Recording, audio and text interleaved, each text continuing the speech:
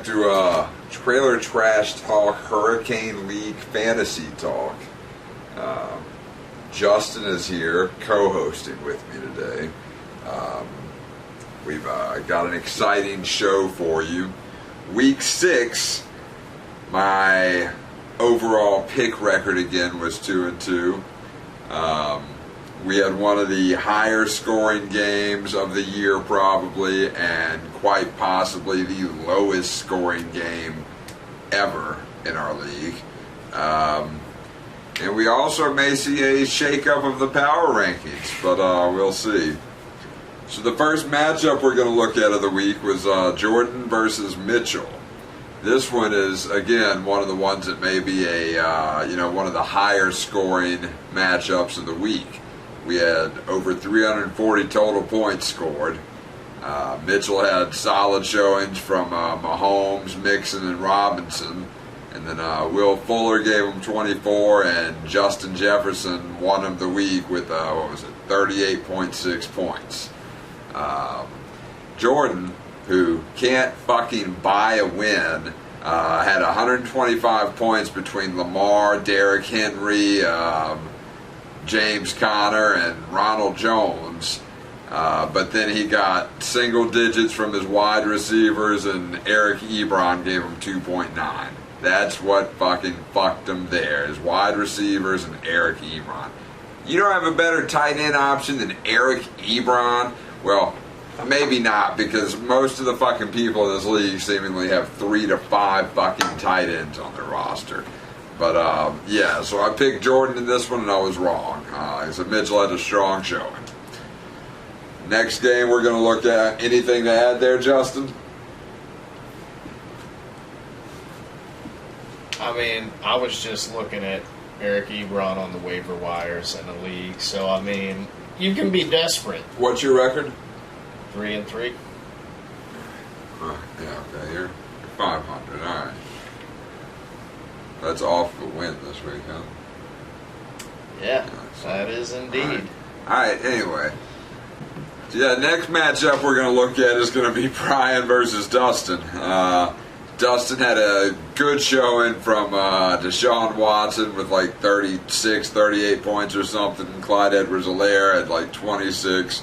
Brian, on the other hand, wasted strong showings from Myles Gaskin or whoever. Gaskin, George Kittle, Brandon Cooks, and his kicker had like 20 points because his quarterback and his defense combined for less than 11 points.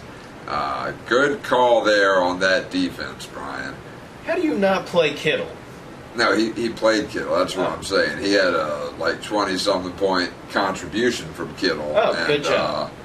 A 19-point, I think, contribution from Gaskin. A 20-point. I mean, he had a lot of points there, and Anyway, so and Brian's up for a loss this week as well, so he's looking rough. But in this one, I picked Dustin, and again, I was right. We're going to move on to me versus Nick. Now, to a couple of the comments I've seen in the message thread. First of all, I said that this was the first time I'd been worried in weeks because Nick had some good matchups. And I could not have predicted some of the things that happened in this game. Now, no, I'm not going to make excuses. I mean, what happened, happened. But, yeah, I mean, just Deshaun. Dak's gone. But I was comfortable with Gardner Minshew. No problem there. But then Miles Sanders gets injured in the game. All right, I can deal with that. Jonnu Smith gets injured in the game. All right. Fucking... The one that killed me, though, even with those things happening, I still had a good shot at winning. Alexander Madison filling in for Dalvin Cook was on a Kirk Cousins-led offense that fucking choked against Atlanta. I mean, people needed to get fired after that shit. But no, the one that killed me is that DeAndre Hopkins could not catch a fucking ball apparently to save his life, and instead all of the play was going to Kenyon Drake. Nick rode Kenyon Drake to victory. I mean, that was a ridiculous. The Cowboys fucking suck. The Cowboys suck. But yeah, I obviously picked myself. I was wrong on this one. I was worried about Nick. I did say that. Good job, Nick. Sitting here with Zeke, I have to agree. The Cowboys suck. Yeah, Cowboys suck. Cowboys suck. The last matchup we're going to get to. Blake and Justin. That was, like I said, free prequel showing of the Shit Bowl. Probably the same outcome in the Shit Bowl, so I'm cool with that. Oh! Alright, so this is a game where the two of you had a combined score of less than 157 points. Yeah. That's the score that a lot of the team, because remember, this is still an 8-team league. 8-team league we're playing in here. So a lot of the teams are putting up scores of 150 points a week. You two fucking combined for 157 points. Not only that,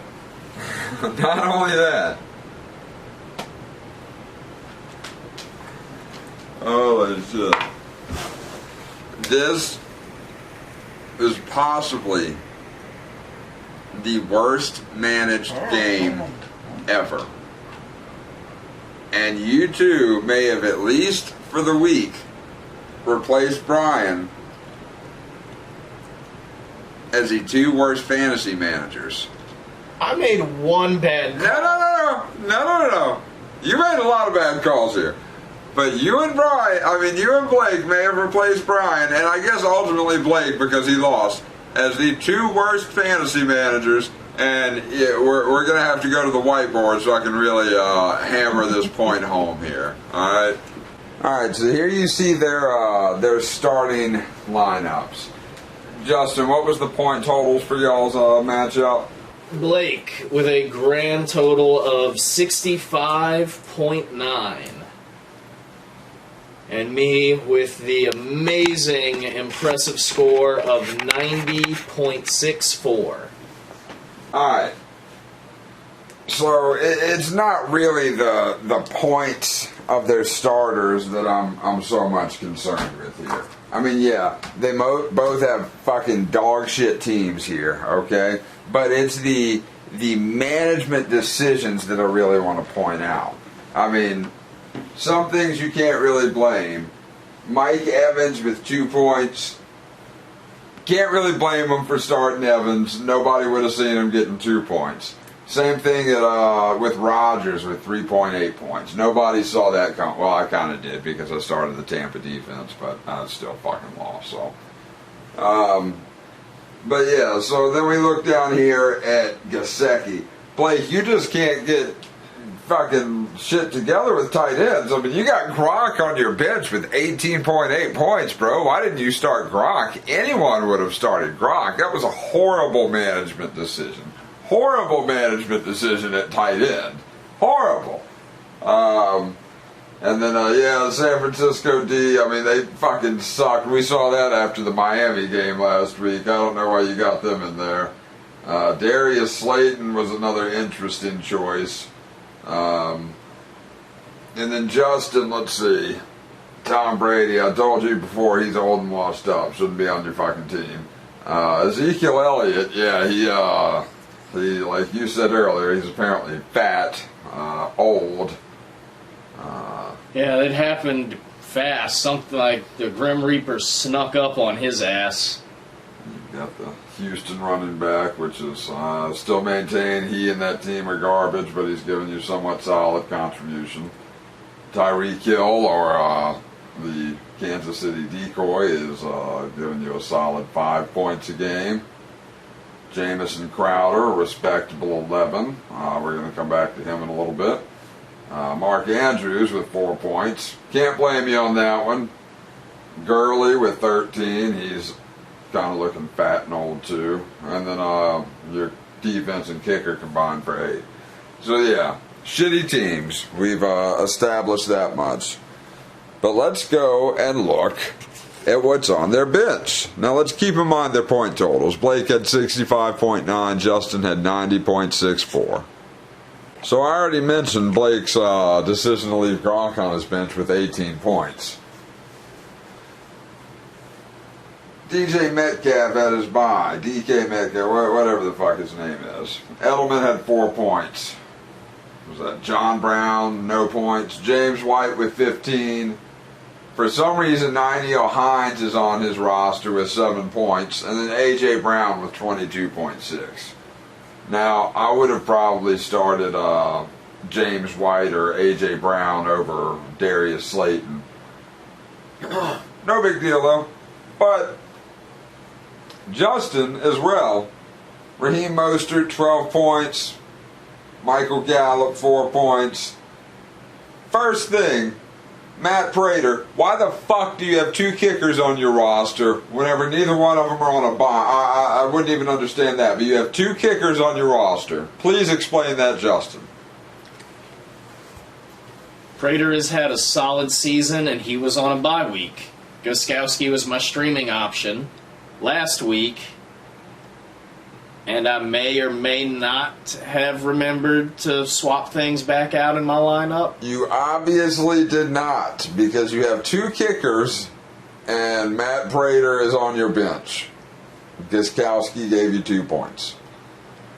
Alright, so then you have Hayden Hurst with 15 points. Why wouldn't you start Hayden Hurst? I mean, man, he's a fucking stellar tight end. Anyway. He is. I thought Andrews had more potential, I thought. Obviously, looking at these numbers, I was wrong. Should probably just drop Mark Andrews. Yeah, that's possibly going to happen. Probably should. Yep. Jerick McKinnon with 5 points. Jimmy Graham. So you've got 3 tight ends and 2 fucking kickers on your team. Again, some of the shittiest management. Okay. And then Devontae Freeman. You two are really, really into the Giants offense, which is really garbage, which is questionable. But, alright. So, Blake, total for the week, 65.9. Bench total, 68.72. Justin, total for the week, 90.64. Bench total, 100.2. Not only is this possibly the lowest scoring game we've ever seen, you both had more fucking points on your bench than you had starting. That's pretty much case closed. Worst management ever, and by some fucking shitstorm miracle, the 2 of you just combined for the worst management display ever by opposing managers. I mean, almost magical. Alright, so yeah, Justin, what do you have to say about some of the... And we didn't even mention the fact that you have Julio Jones on your bench in your IR slot with 33 points. So, what you got to say about this shit show of a game that you and Blake played? Seriously, again, I can't hammer this home enough. The worst management ever. Second worst. No, I'm talking about you two collectively in this game. Yeah. What I'm saying, if we were dividing the 2 of us... It's marginal. I mean, it's really slight. I know you beat him by 25 points, but... The only thing I can do is take accountability for Julio Jones. That one was definitely my bad. I was up really early Sunday. He was supposed to be a game time decision. I went back to sleep. I slept through the kickoff. That's just completely on me. You're a fucking degenerate. You've known me for years. Don't say it like it's news. Alright. Well, with that said, we've been through all of the games, this shit show of a week that we had. we're going to go ahead and look at the power rankings through 6 weeks. Now here at Trailer Trash Talks Hurricane League Fantasy Talk, we are all about inclusivity. So we allow Justin to take part in our voting panel for this week's power rankings. Now of course any ties, because that did make our normal panel, which has an odd number of people, have an even number, so any ties were broken at the discretion of the director. So here are the power rankings through week 6. Coming in at number 8. This was a pretty unanimous decision. This is the current shitball champion. Sorry, Blake. Blake at number 8. Yeah, dude. 65 points. 68 on your bench. Alright, number 7. And this one was a disputed one, but number 7 is going to be Jordan. Jordan, you had some tough luck, dude. I don't know what to say, but at least you're not number 8 anymore. Number 6, Justin. Woo! What do you think about that? That's actually higher than what you had yourself ranked at, Justin. It is. I am my own harshest critic. Number 5, we have Nick. I think Nick might be the big climber of the week, going from 8 to 5. Number 4, man, finally gets his wish after weeks. Mitchell climbing a spot. And I think these are all of our 3-3 teams right now. And Brian, Mr. King of Mediocrity. He came back from an 0-2 hole, and he's now back at 500. Good job, bro. He's going to be back under 500, but that's for a different show. Coming in at number 2. And these top 2 spots were contentious, but they are as follows. Number 2 is Dustin. Another strong showing from Dustin. Number 1, of course, as long as there's only one left, is me. You know, my team, again, no excuses, but I had a lot of shit incidents happen, you know, injuries, shit like that. I'm going to have a big bounce back week this week. But yeah, through 8 weeks, it's been fun to watch so far. Jordan, you need to get your shit together. Blake, you're on a dangerous path back to the shit bowl, bro. So I'm thinking we could either do 2 separate punishments, or we could do like one even worse punishment. I still like the Brazilian wax idea.